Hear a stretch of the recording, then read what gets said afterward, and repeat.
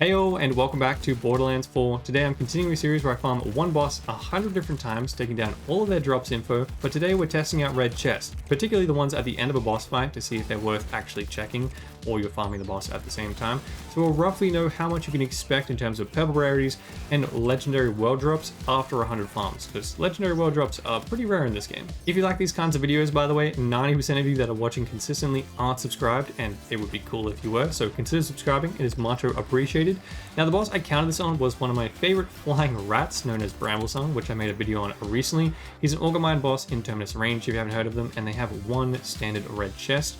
I was going to include it in that video, but it was already really long, had a bunch of info. But if you're interested in me including red chest drops in future 100 farms videos with bosses, just let me know. I did do this on both easy difficulty and UVH5 because that's what I was testing Bramblesong on. So for 100 farms of the red chest on easy difficulty, we got just 2 legendaries, which seemed pretty low, particularly because I didn't get a single legendary for the first 76 farms, which was pain. We got a King's Gambit, the 12 pistol, and a Lucian's Flank, which to be fair is one of my most used weapons, so that was a good one. For purple rarities, we got 55 after 100 farms. Just 2 of those were enhancements. 33 of them were weapons, with a total of 59 weapon parts, which I thought I'd include in this video for those who'd seen the Bramblesong video where we were testing out how much weapon parts drop in easy versus UVH5, just for some extra info. Again, the amount of license parts that drop on an individual weapon is usually what matters because the collective that they add up usually makes some of the strongest weapons in the game. So the spread was 1 weapon with 0 extra parts at the bottom, 11 with 1 part, 16 with 2 parts, 4 with 3 parts, and just 1 weapon with 4 extra parts at the bottom of the card.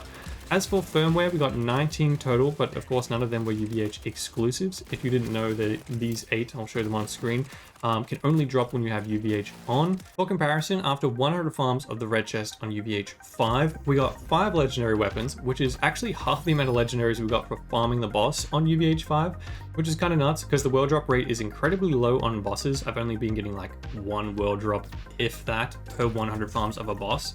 But checking the red chest, at least on UVH 5, was dropping them decently often. I managed to get a Plasma Coil, a Mad Lad SMG, a What's for Dinner shield, a Rafa, and an Aiming mod. Sadly, no world drop enhancements on either difficulty, which is what I was mostly looking for, but really good weapons nonetheless. For purple rarities, we got 58 total, basically the same. 5 of those were enhancements, just 23 of them were weapons with 41 parts. The spreads for the parts were basically identical, just easy mode dropped even more with 2 parts. As for the firmware, we got 28 total.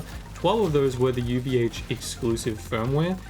So it kind of echoes close to the same results as the boss farm itself from the Bramblesong video. If you're target farming firmware that isn't a UVH exclusive, it is usually better to farm with UVH off because you're getting more firmware that could roll with, you know, the non-UVH exclusive that you're going for. Which I'd hope that the UVH exclusives were extra drops on top of the already existent drop rate of the regular firmware, but doesn't seem to be the case. And then also changing difficulty doesn't seem to change the loot quality in terms of parts either. I still seem to be getting the same, if not more, weapon parts on easy difficulty or with UVH off. We did get more legendaries this time on UVH 5, thankfully. Though it was a pretty small comparison, you know, 5 legendary drops versus 2. But I am interested to see if the legendary drop rate continues for future tests on boss and then also their red chests on UVH 5. Again, if you guys are enjoying these videos, drop a sub, it is much appreciated. I also stream live on Twitch and have 2 other YouTube channels, one for Minecraft and one for a variety of challenges on a bunch of different games. All of them are linked down below if you want to check them out. Other than that, have a fantastic day. I'll catch you guys in the next one. Till then, adios.